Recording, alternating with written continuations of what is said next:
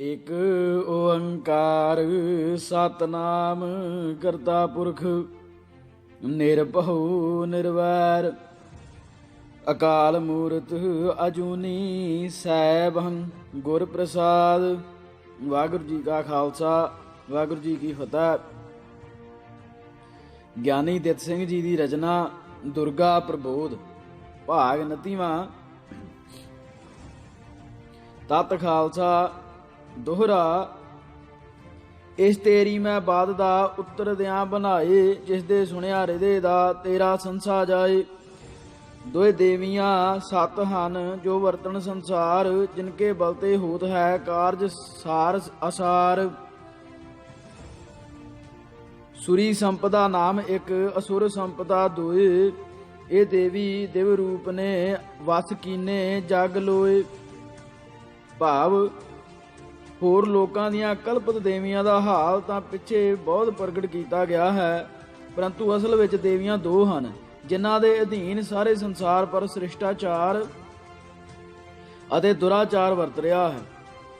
ਪਹਿਲੀ ਦੇਵੀ ਦਾ ਨਾਮ ਹੈ ਸੁਰੀ ਸੰਪਦਾ, ਜਿਸ ਦਾ ਭਾਵ ਸੰਪੂਰਨ ਸ਼ੁਭ ਗੁਣਾਂ ਵਾਲੀ ਬਿਰਤੀ ਹੈ, ਅਤੇ ਦੂਜੀ ਦਾ ਨਾਮ ਆਸੁਰੀ ਸੰਪਦਾ ਹੈ, ਜਿਸ ਦਾ ਪ੍ਰਭਾਵ ਸੰਪੂਰਨ ਬੁਰੇ ਭਾਵ ਹਨ।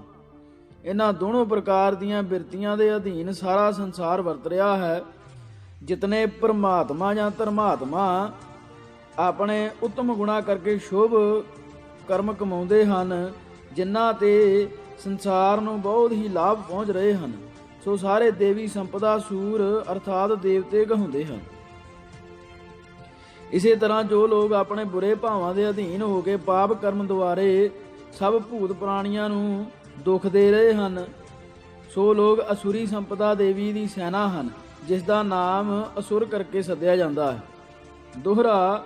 ਇਹ ਦੋਨੋਂ ਹਨ ਦੇਵੀਆਂ ਸਦਾ ਅਟਲ ਜਗ ਮਾਏ, ਜਿਨਕੀ ਕਿਰਪਾ ਤੇ ਲਹੇ ਸੁਖ ਦੁਖ ਨਰ ਭਵ ਆਏ। ਜੋ ਨਰ ਚਾਹੇ ਦੇਵ ਪਦ ਕਰੇ ਸੁਰੀ ਸੇ ਪ੍ਰੇਮ, ਅਰ ਦੇਵੀ ਕੇ ਬਨਣ ਮੈਂ ਯਹੀ ਪਛਾਨੋ ਨੇਮ। असुर राक्षसी बनन को है जिसके मन चाओ, असुर संपदा असुर संपदा को धरे अपने मन कर भाओ। तू भी जिस पद को चाहे कर लाए हो उपाय, सुख दुख को यह मूल है कहाँ तो समझाए। सुरी संपदा पाए के मंदोदर मत मान, देख भभीखन सहत जो भय देव सुर ज्ञान। मेघनाथ रावण त्रित्री कुकुंभकर्ण कुंभकर्ण तिस भ्रात। मेघनाथ रावण त्रिति कुंभकर्ण तिस भ्रात, असुर संपदा गुण धरे राक्षस मैं विख्यात। एक जिमें परिवार मैं निज कर्मन अनुसार, राक्षस ओ पुन देवते भाखें जगत मुजहार। ताते और न देवता ना राक्षस जग कोय, निज कर्मन अनुसारी देव दैत नरद होए। तू भी होवे देवता करो भलो जब काम काज, तू भी होवे देवता करो भलो जब काम। इत उत मैं सिर यश लहे निर्भय होए बराज। तू भी होए देवता करें भलो जब काज, इत उत मैं सिर यश लहें निर्भय होए बराज। असुर होण की वासना जे है कुछ मन माए, बुरे को लखण की गहो दृढ़ करके तुम बाएं। अपने दुर जगत में होवेगी तत्काल, कर्म फैले गो तो को ईश्वर इच्छा नाल। जो पदवी तू चाहत है सो कर लै अख्तियार, देव चहें धर सुरी को देत असुर कर प्यार। इनमें या इनसे बिन सब देवते अर देवी बलवान, रचन को ब्रह्मांड में जग ईश्वर भगवान। मैं सब तुमको कह दिया जो साचा उपदेश, सुख चाहे तुम सुख लै चहो कलेश कलेश। दुर्गा भगत। ਦੋਹਰਾ। ਇਹ ਰਸਤਾ ਤਾਂ ਗਿਆਨ ਦਾ ਹੈ ਸਮਝਾਇਆ ਜੋਏ, ਇਸ ਪਰ ਚੱਲਣ ਹਾਰ ਦੀ ਕਿਉਂ ਨਾ ਮੁਕਤੀ ਹੋਏ। ਪਰ ਮੈਂ ਵੱਡਾ ਚਰਜ ਹਾਂ ਕਰਦਾ ਇਸ ਪਰ ਫੇਰ, ਗੁਰ ਬਲਾਸ ਕਿਆ ਦਿਆਂ ਕਰਤਿਆਂ ਗੁਰ ਬਲਾਸ ਕਿਆ ਕਰਤਿਆਂ ਪਾਇਆ ਕਿਹਾ ਅੰਧੇਰ। ਜਿਨ ਗੁਰਮਤਿ ਤੇ ਉਲਟ ਇਹ ਲਿਖ ਦਿੱਤਾ ਪ੍ਰਸੰਗ। ਸਿੱਧੇ ਸਾਧੇ ਸਿੱਖ ਜੋ ਮੰਨਣ ਲਗੇ ਨਸੰਗ। ਮੈਂ ਵੀ ਸਰਦਾਵਾਨ ਸਾਂ ਅੱਜ ਤੀਕ ਵਡ ਪਹਾਰ। ਪਰ ਤੇਰੇ ਇਹ ਬਚਨ ਸੁਣ ਕਰ ਬੈਠਿਆ ਇਨਕਾਰ। ਪਰ ਤੇਰੇ ਇਹ ਬਚਨ ਸੁਣ ਕਰ ਬੈਠਿਆ ਇਨਕਾਰ। ਤਿਨ ਇਹ ਕਥਾ ਵਿਚਾਰ ਕੇ ਕਿਉਂ ਨਾ ਲਿਖੀ ਸੁਧਾਰ। ਜਿਸ ਤੇ ਭੁੱਲੀ ਪਾਇਆ ਕਿਤਨਾ ਸਿੱਖ ਹਜ਼ਾਰ। ਫਿਰ ਉਹਨ ਪੂਜਣ ਦੀ ਵਿਧੀ ਇੱਕ ਨ ਦਸੀ ਮੂਲ। ਪੜਨੇ ਤੇ ਹੈ ਦਿਸਦਾ ਇੱਕ ਦੂਜਿਓਂ ਪ੍ਰਤਕੂਲ। ਰਾਮ ਝਬੇਲਾ ਹੈ ਵਿਆਹ ਵਿੱਚ ਪੰਥ ਦੇ ਇਹ। ਜਿਸ ਤੇ ਦੇਵੀ ਪੂਜਦੇ ਤਦ ਕਰ ਗੁਰੂ ਸਨੇਹ। ਤਤ ਖਾਲਸਾ ਦੋਹਰਾ। ਜੋ ਨਰ ਵਸ ਗਿਆਨ ਦੇ ਕੈਸੇ ਕਰਨ ਵਿਚਾਰ। ਜਿਉ ਉਨ ਸਾਈ ਪੁਰਖ ਹੈ ਬੋਲ ਦਿਆਲ ਬਤਾਲ। ਫਿਰ ਇਨ ਆਪਣੇ ਗ੍ਰੰਥ ਜੋ ਰਚੇ ਬਹੁਤ ਚਿਰ ਬਾਅਦ। ਜਿਸ ਪਰ ਆਪਣੀ ਅਕਲ ਦਾ ਕੀਤਾ ਚਾ ਅਨੁਵਾਦ। ਅੱਖੀਂ ਦੇਖਿਆ ਕਿਸੇ ਨਾ ਸੁਨੋ ਸੁਨੀ ਦਾ ਝੂਠ। ਵਧ ਵਧ ਸਭਨਾ ਕਰਦਿਆ ਬਿੱਲੀ ਦਾ ਕਰ ਊਠ। ਭਾਵ ਜਿਸ ਪ੍ਰਕਾਰ ਪੁਰਖ ਉਨਮਾਦ ਦੇ ਅਧੀਨ ਹੋ ਕੇ ਸ਼ੁਭ ਅਤੇ ਅਸ਼ੁਭ ਕਈ ਤਰ੍ਹਾਂ ਦੇ ਮਨ ਭਾਉਂਦੇ ਢੰਗੇ ਲਗਾਉਂਦਾ ਹੈ, ਇਸੇ ਤਰ੍ਹਾਂ ਇਹਨਾਂ ਸਾਡੇ ਕਵੀਆਂ ਨੇ ਵੀ ਅਗਿਆਨ ਦੇ ਉਨਮਾਦ ਵਸ ਹੋ ਕੇ ਇੱਕ ਦੂਜੇ ਨਾਲੋਂ ਵੱਧ ਕੇ ਹੀ ਇਸ ਪ੍ਰਸੰਗ ਨੂੰ ਘੋਟਿਆ ਹੈ। ਪਰੰਤੂ ਉਸ ਵੇਲੇ ਨਾ ਉਹਨਾਂ ਨੇ ਗੁਰੂਆਂ ਦੀ ਬਾਣੀ ਵੱਲ ਖਿਆਲ ਕੀਤਾ ਅਤੇ ਨਾ ਹੀ ਉਹਨਾਂ ਦੇ ਜੀਵਨ ਚਰਿੱਤਰ ਹੀ ਪੜ੍ਹ ਕੇ ਵਿਚਾਰੇ ਹਨ। ਇਸ ਦੇ ਬਿਨਾਂ ਜੇ ਉਹਨਾਂ ਨੂੰ ਇਤਨਾ ਅਨੁਭਵ ਵੀ ਹੋ ਜਾਂਦਾ ਕਿ ਗਿਆਨਵਾਨ ਪੁਰਖਾਂ ਦਾ ਨਿਸ਼ਚਾ ਕਿਆ ਹੁੰਦਾ ਹੈ, ਤਦ ਵੀ ਉਹ ਇਸ ਤਰ੍ਹਾਂ ਪਾਣੀ ਨਾ ਰਿੜਕਦੇ। ਇਸੇ ਪ੍ਰਕਾਰ ਜੋ ਉਹਨਾਂ ਦਾ ਆਪਸ ਵਿੱਚ ਪਰਸਪਰ ਵਿਰੋਧ ਹੈ, ਸੋ ਵੀ ਇਸ ਵਾਸਤੇ ਹੈ ਕਿ ਇਹਨਾਂ ਸਾਰਿਆਂ ਨੇ ਆਪਣੇ ਆਪਣੇ ਗ੍ਰੰਥ ਗੁਰੂ ਜੀ ਮਹਾਰਾਜ ਦੇ ਜੋਤੀ ਜੋੜ ਸਮਾਉਣ ਦੇ ਸਮੇਂ ਤੇ ਬਹੁਤ ਦੇਰ ਮਗਰੋਂ ਬਣਾਏ ਹਨ,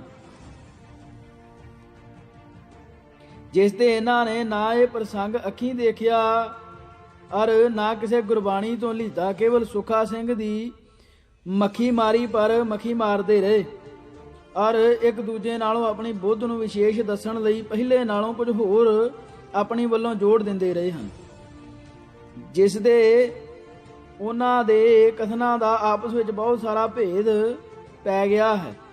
ਕਿਉਂਕਿ ਦੇਵੀ ਵਾਲਾ ਪ੍ਰਸੰਗ 1755 ਬਿਕਰਮੀ ਵਿੱਚ ਹੋਇਆ ਦੱਸਦੇ ਹਨ ਅਤੇ ਭਾਈ ਸੁਖਾ ਸਿੰਘ ਜੀ ਆਪਣੇ ਗੁਰਬਿਲਾਸ ਵਿੱਚ ਉਸ ਬਾਤ ਨੂੰ ਸੰਮਤ 1854 ਵਿੱਚ ਅਰਥਾਤ 99 ਸਾਲ ਮਗਰੋਂ ਲਿਖਦੇ ਹਨ।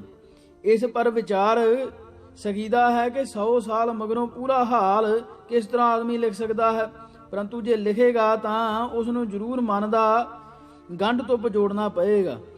ਇਹਨਾਂ ਤੇ ਮਗਰੋਂ ਭਾਈ ਸੰਤੋਖ ਸਿੰਘ ਜੀ ਨੇ ਸੰਮਤ 1900 ਬਿਕਰਮੀ ਵਿੱਚ ਸੂਰਜ ਪ੍ਰਕਾਸ਼ ਬਣਾਇਆ। ਇਸ ਵਾਸਤੇ ਇਹ 145 ਸਾਲ ਮਗਰੋਂ ਰਚਿਆ ਹੈ, ਜਿਸ ਤੇ ਦੇਖ ਸਕੀਦਾ ਹੈ ਕਿ ਜੋ ਇਤਨੇ ਚਿਰ ਮਗਰੋਂ ਅਰਥਾਤ 145 ਸਾਲ ਮਗਰੋਂ ਉਹਨਾਂ ਨੂੰ ਕਿਆ ਪਤਾ ਲੱਗ ਸਕਦਾ ਸਾ ਕਿ ਉਸ ਵੇਲੇ ਕਿਆ ਗੱਲ ਸੀ। ਇਹਨਾਂ ਤੇ ਮਗਰੋਂ ਗਿਆਨੀ ਗਿਆਨ ਸਿੰਘ ਜੀ ਨੇ 1935 ਬਿਕਰਮੀ ਵਿੱਚ ਪੰਥ ਪ੍ਰਕਾਸ਼ ਲਿਖਿਆ। ਸੋ ਗੁਰੂ ਜੀ ਮਹਾਰਾਜ ਦੇ 180 ਸਾਲ ਮਗਰੋਂ ਇਹ ਕਥਾ ਲਿਖੀ ਗਈ। ਇਸੇ ਤਰ੍ਹਾਂ ਬਾਬਾ ਸੁਮੇਰ ਸਿੰਘ ਜੀ ਨੇ 1939 ਬਿਕਰਮੀ ਵਿੱਚ ਆਪਣਾ ਗੁਰਬਿਲਾਸ ਬਣਾਇਆ, ਜਿਸ ਤੇ ਉਹਨਾਂ ਨੇ 194 ਸਾਲ ਮਗਰੋਂ ਇਸੇ ਪ੍ਰਸੰਗ ਨੂੰ ਆਪਣੇ ਖਿਆਲ ਮੂਜਬ ਲਿਖਿਆ। ਹੁਣ ਜਦ ਅਸੀਂ ਇਹਨਾਂ ਕਵੀਆਂ ਦੇ ਪੁਸਤਕਾਂ ਨੂੰ ਉਸ ਦੇਵੀ ਵਾਲੇ ਕਾਰਜ ਤੋਂ ਸਦੀਆਂ ਮਗਰੋਂ ਲਿਖੇ ਵੇਖਦੇ ਹਾਂ, ਤਦ ਫਿਰ ਕਿਸ ਤਰ੍ਹਾਂ ਮੰਨ ਲਈਏ ਕਿ ਇਹ ਸਭ ਸੱਚੇ ਸਨ ਜਾਂ ਇਹਨਾਂ ਦਾ ਪਰਸਪਰ ਵਿਰੋਧ ਨਾ ਹੋਵੇ। ਦੋਹਰਾ ਕਾਰਨ ਇਹੋ ਵਿਰੋਧ ਦਾ ਨ ਡਿਠਾ ਕਿਨ ਜਾਏ। 100 ਸਾਲਾਂ ਦੇ ਮਗਰ ਤੇ ਰਚਿਆ ਜੋ ਮਨ ਆਏ। ਜਾਂਤੇ ਇਨਕੀ ਬਾਤ ਪਰ ਕੁਛ ਨਾਹੀ ਇਤਬਾਰ। ਤਾਂਤੇ ਗੁਰਮਤ ਪਰ ਸਦਾ ਚਾਹੀਏ ਕਰਨ ਵਿਚਾਰ। ਸਿਰਲੇਖ ਦੇਵੀ ਨਾ ਪ੍ਰਗਟ ਹੋਣ ਪਰ ਯੁਕਤੀਆਂ ਦੁਰਗਾ ਭਗਤ ਦੋਹਰਾ ਇਹ ਵੀ ਸੰਛਾ ਮੁਝ ਦਾ ਹੋਏ ਗਿਆ ਹੈ ਦੂਰ। ਹੌਲੀ ਹੌਲੀ ਉਤਰਿਆ ਜੋ ਸਿਰ ਵਿੱਚ ਫਤੂਰ। ਫਰਜ਼ ਕਰੋ ਗ੍ਰੰਥਾਂ ਵਿਖੇ ਭੁੱਲੇ ਕਵੀ ਸੁਜਾਨ। ਜਿਸ ਤੇ ਮਿਲਦਾ ਹੈ ਨਹੀਂ ਆਪਸ ਵਿੱਚ ਬਿਆਨ। ਪਰ ਇਹ ਹੋਈ ਵਾਰਤਾ ਅਸਲ ਦੇ ਵਿੱਚ ਸੱਚ। ਦੱਸੋ ਨਾਲ ਦਲੀਲ ਦੇ ਕਿੱਕਰ ਹੋਵੇ ਕੱਚ। ਬਿਨਾਂ ਦਲੀਲੋਂ ਮੰਨਣਾ ਇਹ ਵੀ ਸਮਝੋ ਕੂੜ। ਆਪਣਾ ਮਨ ਨਾ ਠਹਿਰਦਾ ਲੋਕ ਕਹਿਣ ਤਿਸ ਮੂੜ। ਤਤ ਖਾਲਸਾ ਦੋਹਰਾ ਅਹੋ ਯੁਕਤੀਆਂ ਇਸ ਵਿੱਚ ਹਨ ਇਤਨੀ ਸੁਰ ਗਿਆਨ। ਜਿਤਨੀ ਤੁਮਕੋ ਚਾਹੀਏ ਖੰਡਨ ਹਿਤ ਗਿਆਨ। ਸੋ ਸੁਨ ਤੂੰ ਮਨ ਲਾਏ ਕੇ ਜੋ ਮੈਂ ਦੱਸਾਂ ਅੱਜ। ਸੁਨ ਸੁਨ ਕੇ ਤੇ ਜਿਨ੍ਹਾਂ ਨੂੰ ਤੂੰ ਜਾਵੇਂਗਾ ਰੱਜ। ਭਾਵ ਇਸ ਪ੍ਰਸੰਗ ਨੂੰ ਜੇ ਯੁਕਤੀਆਂ ਨਾਲ ਵੀ ਵਿਚਾਰਿਆ ਜਾਏ ਤਾਂ ਵੀ ਸਾਨੂੰ ਇਤਨੀਆਂ ਮਿਲ ਸਕਦੀਆਂ ਹਨ ਜਿਨ੍ਹਾਂ ਨੂੰ ਸੁਣ ਸੁਣ ਕੇ ਮਨ ਥੱਕ ਜਾਂਦਾ ਹੈ। ਜਿਨ੍ਹਾਂ ਨੂੰ ਵਿੱਚੋਂ ਕੁਝ ਇੱਥੇ ਪ੍ਰਗਟ ਕੀਤੀਆਂ ਜਾਂਦੀਆਂ ਹਨ। ਪਹਿਲੇ ਜੇ ਦੇਵੀ ਦਾ ਪ੍ਰਗਟ ਹੋਣਾ ਸੱਤ ਹੁੰਦਾ ਤਾਂ ਐਡੀ ਭਾਰੀ ਕਰਾਮਾਤ ਵਾਲੇ ਪ੍ਰਸੰਗ ਨੂੰ ਗੁਰੂ ਮਹਾਰਾਜ ਜ਼ਰੂਰ ਆਪਣੇ ਹੀ ਸ਼੍ਰੀ ਮੁਖ ਵਾਕ ਤੇ ਗ੍ਰੰਥ ਸਾਹਿਬ ਵਿੱਚ ਲਿਖਦੇ, ਕਿਉਂਕਿ ਉਹਨਾਂ ਦੇ ਜੀਵਨ ਵਿੱਚ ਇਹ ਇੱਕ ਸਭ ਤੋਂ ਵੱਡਾ ਪ੍ਰਸਿੱਧ ਅਚੰਭੇ ਵਾਲਾ ਕੰਮ ਸੀ, ਪਰੰਤੂ ਉਹ ਕਿਤੇ ਵੀ ਦਰਜ ਨਹੀਂ। ਦੂਜਾ, ਜਿਨ੍ਹਾਂ ਬ੍ਰਾਹਮਣਾਂ ਦੇ ਯਤਨ ਨਾਲ ਹਵਨ ਕਰਨ ਤੇ ਦੇਵੀ ਪ੍ਰਸਿੱਧ ਹੋਈ ਸੀ, ਉਹਨਾਂ ਦੇ ਨਾਮ ਅਰ ਉਹਨਾਂ ਦੀ ਬੁੱਧ ਵਿਦਿਆ ਦੇ ਮੰਤਰ ਯੰਤਰ ਵਿੱਚ ਨਿਪੁੰਨਤਾ ਜ਼ਰੂਰ ਹੀ ਪ੍ਰਗਟ ਕਰਦੇ ਅਰ ਅੱਗੇ ਨੂੰ ਖਾਲਸੇ ਲਈ ਬ੍ਰਾਹਮਣਾਂ ਦਾ ਪੂਜਣ ਦੱਸ ਜਾਂਦੇ। ਪਰੰਤੂ ਦਸਮ ਗ੍ਰੰਥ ਵਿੱਚ ਜਿੱਥੇ ਕਿਥੇ ਬ੍ਰਾਹਮਣਾਂ ਦੀ ਨਿੰਦਾ ਹੀ ਮਿਲਦੀ ਹੈ ਅਰ ਹਵਨ ਕਰਾਉਣ ਵਾਲਿਆਂ ਦਾ ਨਾਮ ਨਿਸ਼ਾਨ ਵੀ ਨਹੀਂ ਹੈ। ਤੀਜਾ, ਜਿਸ ਤਰ੍ਹਾਂ ਮਾਛੀਵਾੜੇ ਵਾਲੇ ਅਤੇ ਮਲੇਰੀਆਂ ਪਠਾਨਾਂ ਪਾਸ ਅੱਜ ਤੱਕ ਹੁਕਮਨਾਮੇ ਹਨ ਔਰ ਹਰ ਇੱਕ ਪੁਰਖ ਇਸ ਬਾਤ ਨੂੰ ਜਾਣਦਾ ਹੈ ਕਿ ਉਹਨਾਂ ਦੀ ਕੁੱਲ ਵਿੱਚੋਂ ਹਨ ਜਿਨ੍ਹਾਂ ਨੇ ਗੁਰੂ ਜੀ ਨੂੰ ਉੱਚ ਦਾ ਪੀਰ ਬਣਨੇ ਸਮੇਂ ਸਹਾਇਤਾ ਦਿੱਤੀ ਸੀ, ਜਾਂ ਸਾਹਿਬਜ਼ਾਦਿਆਂ ਦੀ ਸ਼ਹੀਦੀ ਸਮੇਂ ਹਾ ਦਾ ਨਾਰਾ ਮਾਰਿਆ ਸੀ।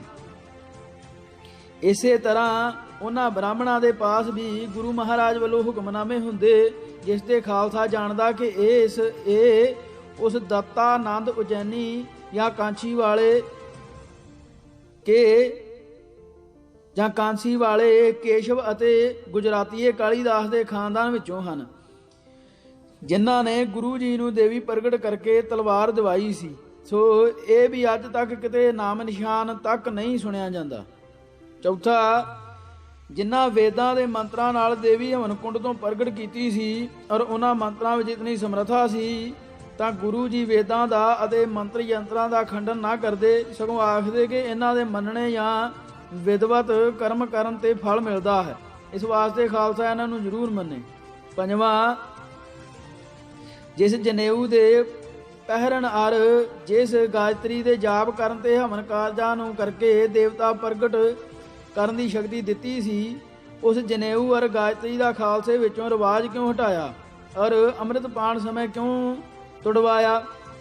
ਛੇਵਾਂ, ਜਿਨ੍ਹਾਂ ਲੋਕਾਂ ਨੂੰ ਹਵਨ ਵਿੱਚ ਸ਼ੂਦਰ ਜਾਣ ਕੇ ਵੜ ਨਹੀਂ ਦਿੱਤਾ ਆਖਦੇ ਔਰ ਬਾਬਾ ਸੁਮੇਰ ਜੀ ਦੱਸਦੇ ਹਨ ਕਿ ਬਾਹਰ ਰੋਕਣ ਲਈ ਰਾਖੇ ਬਿਠਾਏ ਸਨ। ਸੋ ਜੇ ਇਹ ਗੱਲ ਸੱਚ ਹੁੰਦੀ ਤਾਂ ਗੁਰੂ ਜੀ ਉਹਨਾਂ ਹੀ ਸ਼ੂਦਰਾਂ ਨੂੰ ਅੰਮ੍ਰਿਤ ਵਿੱਚ ਸ਼ਾਮਲ ਕਰਕੇ ਵਰਨ ਵਿਵਸਥਾ ਕਿਉਂ ਤੋੜਦੇ, ਜਿਸ ਤੇ ਸਾਬਤ ਹੁੰਦਾ ਹੈ ਕਿ ਗੁਰੂ ਜੀ ਅਕਾਲ ਪੁਰਖ ਦੇ ਰਚੇ ਹੋਏ ਮਨੁੱਖਾਂ ਨੂੰ ਹਿੰਦੂਆਂ ਵਾਂਗ ਹਕਾਰਤ ਦੀ ਨਿਗਾਹ ਨਾਲ ਨਹੀਂ ਦੇਖਦੇ ਸੀ, ਸਗੋਂ ਆਪਣੇ ਅੰਗ ਜਾਣ ਕੇ ਪਿਆਰ ਕਰਦੇ ਸਨ ਔਰ ਛਤਰੀ ਬਣਾਉਂਦੇ ਸਨ। ਸਤਵਾਂ, ਜੋ ਲੋਕ ਇਹ ਲਿਖਦੇ ਹਨ ਕਿ ਦੇਵੀ ਨੇ ਜੰਗ ਵਿੱਚ ਫਤਿਹ ਦੇਣ ਲਈ ਤਲਵਾਰ ਜਾਂ ਕਰਦ ਦਿੱਤੀ ਸੀ ਤਾਂ ਗੁਰੂ ਜੀ ਨੇ ਖਾਲਸੇ ਨੂੰ ਤਲਵਾਰ ਦਾ ਜੋ ਦੇਵੀ ਦੇ ਵਰ ਤੇ ਮਿਲੀ ਸੀ ਅੰਮ੍ਰਿਤ ਕਿਉਂ ਨਾ ਛਕਾਇਆ, ਇਸ ਤੇ ਉਲਟ ਖੰਡੇ ਦਾ ਕਿਉਂ ਛਕਾਇਆ ਸੀ, ਅਤੇ ਅੱਜ ਤੱਕ ਇਹੋ ਪ੍ਰਚਲਿਤ ਰੀਤੀ ਹੈ। ਬਲਕਿ ਕਰਦ ਨੂੰ ਖਾਲਸਾ ਇੱਕ ਅਜਿਹੀ ਨਿਰਬਲ ਚੀਜ਼ ਜਾਣਦਾ ਹੈ ਜੋ ਆਪਣੇ ਪਾਸ ਰੱਖ ਕੇ ਵੀ ਇਸ ਦਾ ਅੰਮ੍ਰਿਤ ਨਹੀਂ ਪਾਨ ਕਰਦਾ। ਔਰ ਅੱਜ ਕੱਲ ਕਈ ਭਾਈ ਆਖਦੇ ਹਨ ਕਿ ਇਸਤਰੀਆਂ ਨੂੰ ਇਸ ਦਾ ਅੰਮ੍ਰਿਤ ਪਿਲਾਉਣਾ ਚਾਹੀਦਾ ਹੈ। ਸ਼ਾਇਦ ਉਹਨਾਂ ਦਾ ਇਸ ਵਿੱਚ ਇਹੋ ਤਾਤਪਰ ਹੈ ਹੋਵੇ ਕਿ ਇਸਤਰੀ ਦੀ ਦਿੱਤੀ ਹੋਈ ਇਸਤਰੀ ਨਾਮ ਵਾਲੀ ਕਰਦ ਦਾ ਅੰਮ੍ਰਿਤ ਇਸਤਰੀ ਨੂੰ ਹੀ ਯੋਗ ਹੈ, ਜਿਸ ਤੇ ਇਹ ਸਾਬਤ ਹੁੰਦਾ ਹੈ ਕਿ ਕਰਦ ਤੇ ਅੰਮ੍ਰਿਤ ਦਾ ਵੀ ਸਿੱਖ ਅਧਿਕਾਰੀ ਨਹੀਂ ਹੈ। ਫਿਰ ਦੇਵੀ ਦੀ ਕਿਆ ਸ਼ੋਭਾ ਰਹੀ ਅਤੇ ਇਤਨੇ ਚਿਰ ਹਵਨ ਤੇ ਕਿਆ ਲਾਭ ਹੋਇਆ। 8ਵਾਂ ਗੁਰੂ ਮਹਾਰਾਜ ਦੇ ਜੰਗ, ਜਿੱਥੋਂ ਤੱਕ ਗੁਰੂ ਜੀ ਦੀ ਆਪਣੀ ਲੇਖਣੀ ਦੁਆਰੇ ਹਸਤ ਕਵਲ ਨਾਲ ਲਿਖੇ ਹੋਏ ਹਨ, ਉਹਨਾਂ ਵਿੱਚ ਕਿਤੇ ਨਹੀਂ ਲਿਖਿਆ ਕਿ ਫਿਰ ਅਸੀਂ ਦੇਵੀ ਦੀ ਦਿੱਤੀ ਹੋਈ ਤਲਵਾਰ ਨਾਲ ਦੁਸ਼ਮਣਾਂ ਦੇ ਟੋਟੇ ਕਰ ਦਿੱਤੇ, ਪਰੰਤੂ ਉਹਨਾਂ ਵਿੱਚ ਆਪਣੀ ਬਾਬਤ ਤੀਰਾਂ ਦੀ ਵਰਖਾ ਜ਼ਰੂਰ ਲਿਖੀ ਹੈ। ਜੈਸਾ ਕਿ ਜਬੈ ਬਾਣ ਲਾਗਿਓ ਤਬੈ ਰੋਸ ਜਾਗਿਓ, ਸਰੰਗ ਚਲਾਏ ਘਨੇ ਸੂਰ ਗਹਾਏ। ਇਸ ਦਾ ਇਹੋ ਭਾਵ ਨਿਕਲਦਾ ਹੈ ਕਿ ਜਦ ਸਾਡੇ ਸਰੀਰ ਪਰ ਦੁਸ਼ਮਣ ਦਾ ਬਾਣ ਲੱਗਿਆ ਤਾਂ ਸਾਨੂੰ ਕ੍ਰੋਧ ਆਇਆ, ਜਿਸ ਪਰ ਅਸੀਂ ਗੁੱਸਾ ਖਾ ਕੇ ਸ਼ਤਰੂ ਪਰ ਤੀਰਾਂ ਦੀ ਬਹੁਤ ਵਰਖਾ ਕੀਤੀ ਔਰ ਦੁਸ਼ਮਣ ਦੇ ਬਹੁਤ ਬਹਾਦਰ ਘਾਇਲ ਕੀਤੇ। ਇਸੇ ਤਰ੍ਹਾਂ ਕਿਤੇ ਇਹ ਵੀ ਕਥਨ ਹੈ ਕਿ ਅਸੀਂ ਫਿਰ ਕਮਾਨ ਛੱਡ ਕੇ ਬੰਦੂਕ ਪਕੜੀ ਔਰ ਦੁਸ਼ਮਣ ਨਸਾ ਦਿੱਤੇ। ਇਸ ਤੇ ਇਹ ਪਾਇਆ ਜਾਂਦਾ ਹੈ ਜੋ ਗੁਰੂ ਜੀ ਨੇ ਤਲਵਾਰ ਜੋ ਦੇਵੀ ਨੇ ਦਿੱਤੀ ਸੀ, ਲੜਾਈ ਦੇ ਵਰਤਾਓ ਵਿੱਚ ਨਹੀਂ ਆਂਦੀ, ਜਿਸ ਤੇ ਦੇਵੀ ਦੀ ਕਰਾਮਾਦੀਆਂ ਵਰ ਸਮਝਿਆ ਜਾਏ। 9ਵਾਂ ਇਸ ਤੇ ਅੱਗੇ ਇਹ ਬਾਤ ਹੈ ਕਿ ਦੇਵੀ ਉਪਾਸ਼ਕ ਲੋਕ ਦੇਵੀ ਦੀ ਕੜਾਈ ਕਰਦੇ ਹਨ, ਪਰੰਤੂ ਗੁਰੂ ਜੀ ਨੇ ਕੜਾਈ ਨੂੰ ਹਟਾ ਕੇ ਕੜਾਹ ਪ੍ਰਸ਼ਾਦ ਉਸ ਤੋਂ ਉਲਟ ਕਰ ਦਿੱਤਾ। ਜਿਸ ਤਰ੍ਹਾਂ ਹਿੰਦੂਆਂ ਦੀ ਹੋਲੀਆਂ ਤੋਂ ਉਲਟ ਆਪਣਾ ਹੋਲਾ ਰਚ ਦਿੱਤਾ ਸਾ, ਸੋ ਉਹਨਾਂ ਦੀ ਰਸਮ ਦੇ ਵਿਰੁੱਧ ਹੈ, ਜਿਸ ਤੇ ਸਾਬਤ ਹੁੰਦਾ ਹੈ ਕਿ ਗੁਰੂ ਜੀ ਦੇਵੀ ਦੇ ਨਾਮ ਦੀ ਕੜਾਈ ਨੂੰ ਇਸ ਤਰ੍ਹਾਂ ਜਾਣਦੇ ਸੀ ਜਿਸ ਤਰ੍ਹਾਂ ਸੁਲਤਾਨ ਦਾ ਰੋਟ ਜਾਣੀਦਾ ਹੈ। 10ਵਾਂ ਫਿਰ ਜਦ ਗੁਰੂ ਜੀ ਮਹਾਰਾਜ ਆਪਣੀ ਪੁਰੀ ਨੂੰ ਅਸਵਾਰਾ ਕਰਨ ਲੱਗੇ, ਤਦ ਵੀ ਖਾਲਸਾ ਨੂੰ ਇਹੋ ਆਗਿਆ ਕੀਤੀ ਕਿ ਆਗਿਆ ਭਈ ਅਕਾਲ ਕੀ ਤਬੈ ਚਲਾਇਓ ਪੰਥ, ਸਭ ਸਿੱਖਨ ਕੋ ਹੁਕਮ ਹੈ ਗੁਰੂ ਮਾਨਿਓ ਗ੍ਰੰਥ। ਇਸ ਤੇ ਸਾਬਤ ਹੁੰਦਾ ਹੈ ਕਿ ਜੇ ਗੁਰੂ ਜੀ ਨੇ ਦੇਵੀ ਤੋਂ ਵਰ ਲੈ ਕੇ ਪੰਥ ਬਣਾਇਆ ਹੁੰਦਾ ਤਾਂ ਇਸ ਤਰ੍ਹਾਂ ਦਾ ਹੁਕਮ ਦਿੰਦੇ, ਸਗੋਂ ਇਸ ਤਰ੍ਹਾਂ ਨਾ ਹੁਕਮ ਦਿੰਦੇ, ਸਗੋਂ ਇਸ ਤਰ੍ਹਾਂ ਉਚਾਰਨ ਕਰਦੇ, ਯਥਾ ਆਗਿਆ ਦੁਰਗਾ ਨੇ ਦਈ ਤਬੀ ਚਲਾਇਓ ਪੰਥ, ਕਰੋ ਕੜਾਹੀ ਉਸ ਦੀ ਭੇਟਾ ਦੇ ਪੜ ਗ੍ਰੰਥ। ਪਰੰਤੂ ਇਸ ਤਰ੍ਹਾਂ ਕੋਈ ਦੇਵੀ ਦੇਵਤੇ ਦਾ ਕਥਨ ਨਹੀਂ ਹੈ। 11ਵਾਂ ਜੇ ਗੁਰੂ ਜੀ ਦਾ ਦੇਵੀ ਪੂਜਨ ਕਰਨ ਦਾ ਸਿਧਾਂਤ ਸੀ ਤਾਂ ਪੰਜੇ ਕਕਾਰਾਂ ਦਾ ਧਾਰਨਾ ਔਰ ਗੁਰੂ ਗ੍ਰੰਥ ਸਾਹਿਬ ਨੂੰ ਗੁਰੂ ਕਰਕੇ ਉਸ ਦੀ ਬਾਣੀ ਪਰ ਵਿਸ਼ਵਾਸ ਕਰਨ ਦਾ ਉਪਦੇਸ਼ ਕਿਉਂ ਕੀਤਾ ਔਰ ਨਵੀਂ ਸੂਰਤ ਸ਼ਕਲ ਦਾ ਪੰਥ ਕਿਉਂ ਸਾਜਿਆ ਅਤੇ ਉਹਨਾਂ ਛੈਣੇ ਕੁੱਟਾਂ ਨਾਲ ਸਿੱਖਾਂ ਨੂੰ ਮਿਲਾ ਕੇ ਅੱਟੇ ਪਹਿਰਨ ਦਾ ਹੁਕਮ ਕਿਉਂ ਨਾ ਦਿੱਤਾ। 12ਵਾਂ ਨੈਣਾ ਦੇਵੀ ਦੇ ਭਉਣ ਪਰ ਜਿੱਥੇ ਦੇਵੀ ਪ੍ਰਗਟ ਹੋਈ ਦੱਸਦੇ ਹਨ, ਜਾ ਕੇ ਪੂਜਾ ਕਰਨ ਦੀ ਆਗਿਆ ਕਿਉਂ ਨਾ ਦਿੱਤੀ ਔਰ ਕਿਉਂ ਨਾ ਲਿਖਿਆ ਕਿ ਜ਼ਰੂਰ ਪੰਥ ਨੈਣਾ ਦੇਵੀ ਦੇ ਦਰਸ਼ਨ ਕਰੇ। 13ਵਾਂ ਸਾਰੇ ਗੁਰ ਬਿਲਾਸਾਂ ਵਿੱਚ ਬਿਨਾਂ ਹਵਨ ਤੇ ਹੋਰ ਕੋਈ ਸਾਬਤ ਨਹੀਂ ਕਰਦਾ ਕਿ ਗੁਰੂ ਜੀ ਕਦੇ ਨੈਣਾ ਦੇਵੀ ਪਰ ਗਏ ਹੋਣ ਔਰ ਕਿਸੇ ਵੇਲੇ ਮੇਲੇ ਮੁਸਾਹਬੇ ਪਰ ਜਾ ਕੇ ਕੁਝ ਭੇਟਾ ਦਿੱਤੀ ਹੋਵੇ। ਕੇਵਲ ਇਹ ਇੱਕੋ ਵੇਰ ਦਾ ਹਾਲ ਦੱਸਦੇ ਹਨ। ਇਸ ਤੇ ਇਹ ਸਿੱਧ ਹੁੰਦਾ ਹੈ ਕਿ ਜੇ ਗੁਰੂ ਜੀ ਦੇਵੀ ਦੇ ਸ਼ਰਧਾਲੂ ਹੁੰਦੇ ਤਾਂ ਹਫ਼ਤੇ ਵਿੱਚ ਨਹੀਂ ਤਾਂ ਮਹੀਨੇ ਵਿੱਚ ਤਾਂ ਜ਼ਰੂਰ ਹੀ ਜਾ ਕੇ ਦਰਸ਼ਨ ਕਰਦੇ। ਦੋਹਰਾ ਮਨ ਵਿੱਚ ਜਦੋਂ ਵਿਚਾਰ ਸੇ ਇਹ ਯੁਕਤਾਂ ਜੇ ਨਿਤ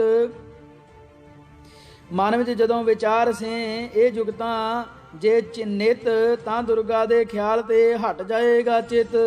ਦਸਮ ਪਾਤਸ਼ਾਹ ਧਨੁਖ ਧਰ ਸ਼ੂਰਵੀਰ ਸੁਰ ਗਿਆਨ ਧਰਮ ਮੂਰਤੀ ਧਰਮ ਤੁਹਜ ਕਿਉ ਮਾਨਦ ਗਿਆਨ। ਤਾਦੇ ਤਿਨਕੇ ਚਰਤ ਜੋ ਹੈ ਜਗ ਬੰਧ ਨਿਵਾਰ ਤਿਨ ਮੈਂ ਦੇਵੀ ਪੂਜਣਾ ਮਾਨਤ ਮਹਾ ਗੁਵਾਰ। ਦੇਵੀ ਦੇਵਨਾ ਸਿੱਧ ਹੋ ਹਵਨ ਮੰਤਰ ਬਲ ਸੰਗ ਇਹ ਤੋ ਮੂਰਖ ਕਰਤ ਹੈ ਧਰਮ ਆਪਨੋ ਭੰਗ। ਦੁਰਗਾ ਭਗਤ। ਦੋਹਰਾ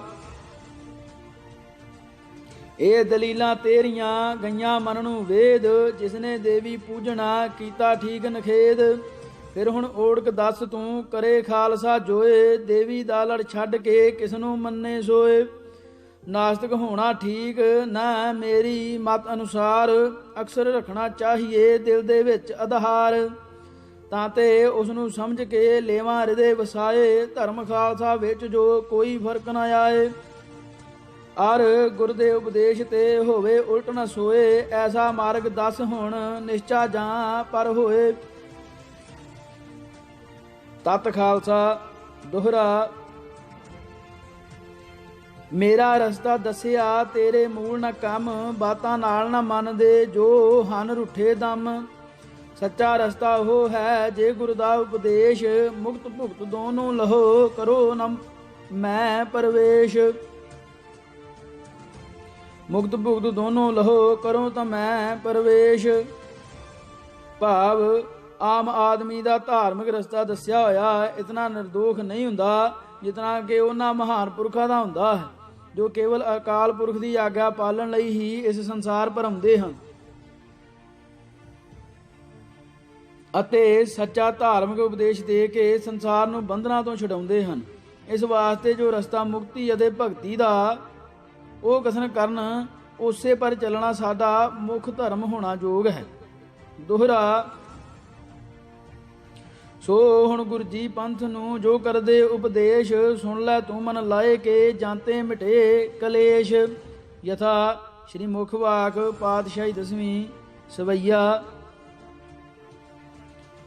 ਜਾਗਤ ਜੋਤ ਜਪੈ ਨਿਸ ਬਾਸੁਰ, ਏਕ ਬਿਨਾ ਮਨ ਨੈਕ ਨ ਆਨੈ। ਪੂਰਨ ਪ੍ਰੇਮ ਪ੍ਰਤੀਤ ਸਜੈ ਬ੍ਰਤ, ਗੋਰ ਮੜੀ ਮਟ ਭੂਲ ਨ ਮਾਨੈ। ਤੀਰਥ ਦਾਨ ਦਇਆ ਤਪ ਸੰਜਮ, ਏਕ ਬਿਨਾ ਨ ਏਕ ਪਛਾਨੈ। ਪੂਰਨ ਜੋਤ ਜਗੈ ਘਟ ਮੈਂ, ਤਬ ਖਾਲਸ ਤਾਏ ਨਖਾਲਸ ਜਾਣੈ।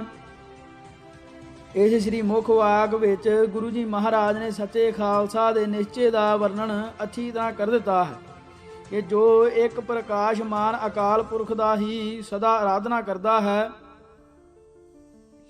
ਔਰ ਉਸ ਇੱਕ ਤੋਂ ਬਿਨਾਂ ਕਿਸੇ ਦੂਸਰੇ ਪਰ ਮਨ ਨਹੀਂ ਲਾਉਂਦਾ, ਕਿੰਤੂ ਉਸੇ ਨਾਲ ਜਿਸ ਦਾ ਪੂਰਨ ਪ੍ਰੇਮ ਲੱਗ ਰਿਹਾ ਹੈ ਅਤੇ ਗੋਰ ਮੜੀ ਔਰ ਮਸਾਣਾ ਆਦਿਕ ਨੂੰ ਭੁੱਲ ਕੇ ਵੀ ਨਹੀਂ ਮੰਨਦਾ, ਇਸੇ ਤਰ੍ਹਾਂ ਤੀਰਥ ਵਰਤ ਜਪ ਤਪ ਆਦਿਕ ਨੂੰ ਵੀ ਉਸ ਪਰਮਾਤਮਾ ਦੇ ਆਰਾਧਨ ਤੋਂ ਬਿਨਾਂ ਕੁਝ ਨਹੀਂ ਜਾਣਦਾ, ਐਸਾ ਜੋ ਸੱਚੇ ਨਿਸ਼ਚੇ ਵਾਲਾ ਪੁਰਖ ਹੈ, ਜਿਸ ਦੇ ਹਿਰਦੇ ਵਿੱਚ ਉਸੇ ਪਰਮਾਤਮਾ ਦੀ ਪੂਰਨ ਜੋਤੀ ਦਾ ਗਿਆਨ ਰੂਪ ਪ੍ਰਕਾਸ਼ ਹੋ ਰਿਹਾ ਹੈ, ਉਹ ਪੁਰਖ ਸ਼ੁੱਧ ਖਾਲਸਾ ਸਮਝਣ ਯੋਗ ਹੈ। ਇਸ ਕਥਨ ਤੋਂ ਪਾਇਆ ਜਾਂਦਾ ਹੈ ਕਿ ਪਰਮੇਸ਼ਰ ਤੋਂ ਬਿਨਾਂ ਜੋ ਲੋਕ ਕਿਸੇ ਹੋਰ ਦੇਵੀ ਦੇਵਤੇ ਘੋਰ ਮੜੀ ਮੂੰਹ ਨੂੰ ਮੰਨਦੇ ਹਨ ਔਰ ਜਪ ਤਪ ਕਰਕੇ ਆਪਣਾ ਕਲਿਆਣ ਚਾਹੁੰਦੇ ਹਨ, ਸੋ ਸੱਚੇ ਸਿੱਧਕੀ ਖਾਲਸਾ ਨਹੀਂ ਹਨ। ਇਸ ਵਾਸਤੇ ਗੁਰੂ ਜੀ ਨੇ ਆਪਣੇ ਪੰਥ ਨੂੰ ਇਹ ਤੱਤ ਉਪਦੇਸ਼ ਕੀਤਾ ਹੈ। ਇਸ ਤੋਂ ਅੱਗੇ ਫਿਰ ਗੁਰੂ ਜੀ ਨੇ ਉਸ ਅਕਾਲ ਪੁਰਖ ਦੇ ਲੱਖਣ ਕਥਨ ਕੀਤੇ ਹਨ, ਜਿਸ ਤੇ ਗਿਆਨ ਤੇ ਇਹ ਅਗਿਆਨੀ ਜੀਵ ਕਿਸੇ ਕ੍ਰਿਤਮ ਵਸਤੂ ਨੂੰ ਅਕਾਲ ਪੁਰਖ ਮੰਨ ਕੇ ਵਿਸ਼ਵਾਸ ਨਾ ਕਰ ਬੈਠੇ। ਯਥਾ ਸਵਈਆ। ਸਤ ਸदैव ਸਰੂਪ ਸਤ ਬ੍ਰਤ ਆਦ ਅਨਾਦ ਅਗਾਧ ਅਜੈ ਹੈ। ਦਾਨ ਦਇਆ ਦਮ ਸੰਜਮ ਨੇਮ ਜਤ ਬ੍ਰਤ ਸੀਲ ਸੁਬ੍ਰਤ ਅਬੈ ਹੈ। ਆਦ ਅਨੀਲ ਅਨਾਹਦ ਆਪ ਬੇਅੰਤ ਅਦਵੈਖ ਅਭੇਖ ਅਬੈ ਹੈ। ਰੂਪ ਅਰੂਪ ਅਰੇਖ ਜਰਾਰਦਨ ਦੀਨ ਦਿਆਲ ਕਿਰਪਾਲ ਭਏ ਹੈ। ਆਦ ਅਦੈਖ ਅਭੇਖ ਮਹਾਪ੍ਰਭ ਸਤ ਸਰੂਪ ਸੋ ਜੋਤ ਪ੍ਰਕਾਸ਼ੀ। ਪੂਰ ਰਹਿਓ ਸਭ ਹੀ ਘਟ ਕੈ ਪਟ ਤਤ ਸਮਾਦ ਸੁਭਾਵ ਪ੍ਰਣਾਸੀ। ਆਦ ਜੁਗਾਦ ਜੁਕਾਤ ਤੁਹੀ ਪ੍ਰਭ ਫੈਲ ਰਹਿਓ ਸਭ ਅੰਤਰ ਬਾਸੀ। ਦੀਨ ਦਿਆਲ ਕਿਰਪਾਲ ਕਿਰਪਾ ਕਰ ਆਦ ਅਜੋਨ ਅਜਾਇ ਅਬਿਨਾਸੀ। ਆਦ ਅਭੇਖ ਅਛੇਦ ਸਦਾ ਪ੍ਰਭ ਵੇਦ ਕਤੇਬਨ ਭੇਦ ਨ ਪਾਇਓ। ਦੀਨ ਦਿਆਲ ਕਿਰਪਾਲ ਕਿਰਪਾਨਿਧ ਸਤ ਸदैव ਸਭੈ ਘਟ ਛਾਇਓ। ਸ਼ੇਸ਼ ਸੁਰੇਸ਼ ਗਣੇਸ਼ ਮਹੇਸ਼ਰ ਗਾਏ ਫਿਰੈ ਸਤ ਥਾਨ ਆਇਓ। ਰੇ ਮਨ ਮੂੜ ਅਗੁੜ ਇਸੋ ਪ੍ਰਭ ਤੈ ਕਹਿ ਕਾਜ ਰਹੇ ਬਿਸਰਾਇਓ। ਇਹਨਾਂ ਸ਼੍ਰੀ ਮੁਖ ਵਾਕਾਂ ਦੁਆਰਾ ਗੁਰੂ ਜੀ ਮਹਾਰਾਜ ਨੇ ਉਸ ਪਰਮਾਤਮਾ ਦੇ ਲਖਣਾਂ ਦਾ ਕਥਨ ਕਰਕੇ ਓੜਕ ਨੂੰ ਇਹ ਕਥਨ ਕੀਤਾ ਹੈ ਕਿ ਇਹ ਮੂਰਖ ਮਨ ਪ੍ਰਾਣੀ ਤੇ ਤਾਂ ਐਸਾ ਬੇਅੰਤ ਪ੍ਰਭੂ ਨੂੰ ਕਿਉਂ ਭੁਲਾਇਆ ਹੈ, ਜਿਸ ਦਾ ਭਾਵ ਇਹੋ ਹੈ ਕਿ ਉਸ ਨੂੰ ਤਿਆਗ ਕੇ ਦੂਸਰੇ ਮਗਰ ਕਿਉਂ ਭਟਕਦਾ ਫਿਰਦਾ ਹੈ। ਇਸੇ ਤਰ੍ਹਾਂ 33 ਸਵਈਏ ਇਸੇ ਅਕਾਲ ਪੁਰਖ ਦੇ ਆਰਾਧਨ ਅਤੇ ਉਸ ਦੇ ਭਿੰਨ ਦੂਜੇ ਦੇ ਉਪਾਸਨਾ ਦੇ ਖੰਡਨ ਵਿੱਚ ਕਥਨ ਕੀਤੇ ਹਨ, ਜਿਸ ਦੇ ਬੋਨੀ ਖਨਨ ਨਿਆਏ ਦੁਆਰੇ ਅੱਛੀ ਤਰ੍ਹਾਂ ਇਸ ਨਿਸ਼ਚੇ ਨੂੰ ਦ੍ਰਿੜਾ ਕਰਾਇਆ ਹੈ। ਫਿਰ ਜਦ ਗੁਰੂ ਜੀ ਨੇ ਪਹਾੜੀਏ ਲੋਕਾਂ ਨੂੰ ਜੋ ਦੇਵੀ ਪੂਜਕ ਸਨ ਔਰ ਅਕਾਲ ਪੁਰਖ ਦੇ ਬੇਮੁਖ ਪਾਏ ਦੇਖੇ ਤਾਂ ਉਪਦੇਸ਼ਾਂ ਨਾਲ ਰੋਕਿਆ ਕਿ ਤੁਸੀਂ ਅਕਾਲ ਪੁਰਖ ਦੇ ਭਿੰਨ ਕਿਸੇ ਦੇਵੀ ਦੇਵਤੇ ਦੀ ਮੂਰਤ ਧਾਰ ਈਸ਼ਵਰ ਬੁੱਪ ਨਾ ਕਰੇ।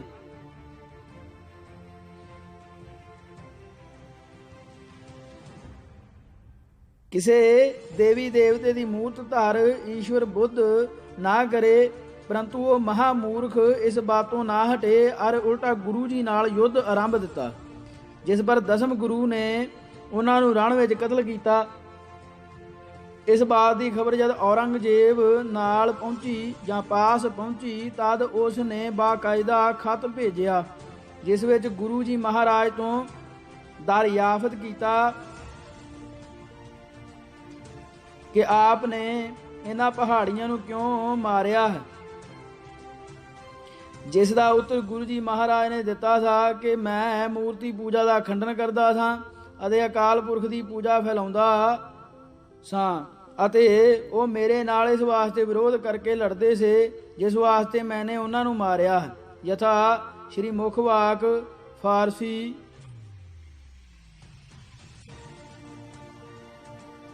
ਮੈਨਮ ਕੋਸ਼ਤਨਮ ਕੋਹੀਆਂ ਪੁਰ ਇਫਤਨ ਕਿਉਂ ਬੁੱਤ ਪਰਸਤੋਂ ਕਿਉਂ ਬੁੱਤ ਪਰਸਤੰਦੋ ਮਨ ਬੁੱਤ ਸ਼ਿਕਨ।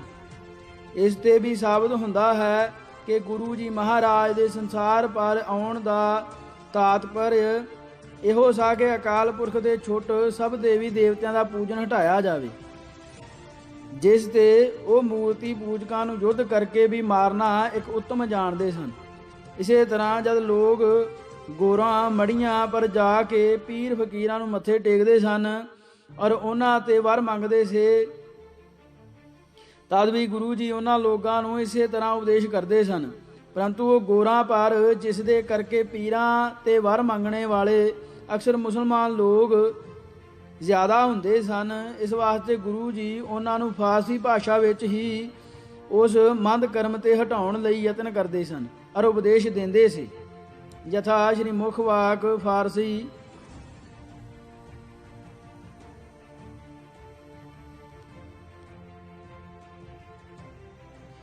ਐਗੈਰ ਪੀਰ ਮੁਰਦਾ ਬੇਕਾਰ ਆਮਦੇ ਜੇ ਸ਼ਾਹੀਨ ਮੁਰਦਾ ਸ਼ਕਾਰ ਆਮਦੇ।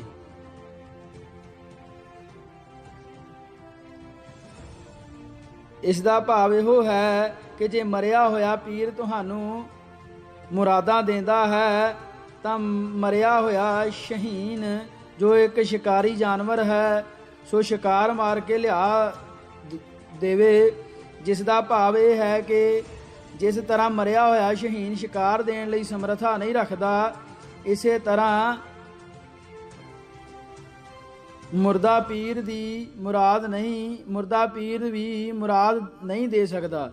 ਸ਼੍ਰੀ ਗੁਰੂ ਮਹਾਰਾਜ ਜੀ ਦੇ ਇਹ ਉਪਦੇਸ਼ ਤੈਨੂੰ ਪੁਕਾਰ ਕੇ ਦੱਸ ਰਹੇ ਹਨ ਕਿ ਅਕਾਲ ਪੁਰਖ ਤੇ ਬਿਨਾਂ ਕਿਸੇ ਦੀ ਪੂਜਾ ਜਾਂ ਉਪਾਸਨਾ ਫਲਦਾਇਕ ਨਹੀਂ ਹੈ। ਦੋਹਰਾ ਅਜੇ ਨਾ ਸਮਝੇ ਤਤ ਜੇ ਤਾਂ ਹੈ ਵੱਡਾ ਅੰਧੇਰ, ਤਾਂ ਤੂੰ ਸਮਝੇਗਾ ਨਹੀਂ ਭਾਵੇਂ ਜੰਮੀ ਫੇਰ। ਮੇਰਾ ਸਿਰ ਵੀ ਖਪ ਗਿਆ ਮਤੀ ਦੇਂਦੇ ਤੁਧ, ਪਰ ਤੈਂ ਮੰਨੀ ਇੱਕ ਨਾ ਮੰਨਦਾ ਤੇਰੀ ਬੁੱਧ।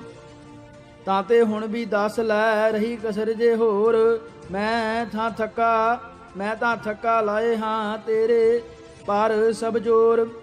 ਦੁਰਗਾ ਭਗਤ ਦੋਹਰਾ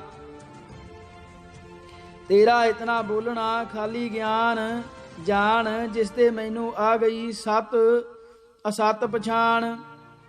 ਹੁਣ ਦੁਰਗਾ ਦਾ ਭਗਤ ਮੈਂ ਰਿਹਾ ਨਹੀਂ ਹਾਂ ਮੂਲ, ਗੁਰ ਮਤ ਮੇਰੇ ਵਾਸਤੇ ਲੱਗਦਾ ਹੈ ਅਨੁਕੂਲ। ਤਾਂ ਤੇ ਦੁਰਗਾ ਭਗਤ ਨਾ ਮੈਨੂੰ ਅੱਗੋਂ ਭਾਖ, ਦਸਮ ਗੁਰੂ ਦਾ ਸਿੰਘ ਹੁਣ ਆਪਣੇ ਮੁਖ ਤੇ ਆਖ। ਭੁੱਲਿਆ ਹੋਇਆ ਚਿਰਾਂ ਦਾ ਅੱਜ ਪਿਆ ਹਾਂ ਰਾਹ, ਪਿਛਲੀ ਉਮਰਾਂ ਗਈ ਨੂੰ ਰੋਵਾਂ ਮਾਰੀ ਤਹਾ। ਪਰ ਹੁਣ ਦੱਸੀ ਕਿਆ ਕਰਾਂ, ਮੈਂ ਮੁਕਤੀ ਹਿਤ ਕਾਜ, ਜਿਸਨੂੰ ਦੇਖ ਪ੍ਰਸੰਨ ਹੋ ਕਲਗੀਧਰ ਮਹਾਰਾਜ। ਕੀਤੇ ਬਾਝੋਂ ਰਹੇ ਨਾ ਜਗ ਵਿੱਚ ਪ੍ਰਾਣੀ ਕੋਏ, ਤਾਂ ਤੇ ਮੈਨੂੰ ਦੱਸ ਦੇ ਭਲਾ ਕਰਮ ਹੈ ਜੋਏ। ਸੋ ਇਸ ਭਾਗ ਲਈ ਇਹਨਾਂ ਵਾਹਿਗੁਰੂ ਜੀ ਕਾ ਖਾਲਸਾ, ਵਾਹਿਗੁਰੂ ਜੀ ਕੀ ਫਤਿਹ।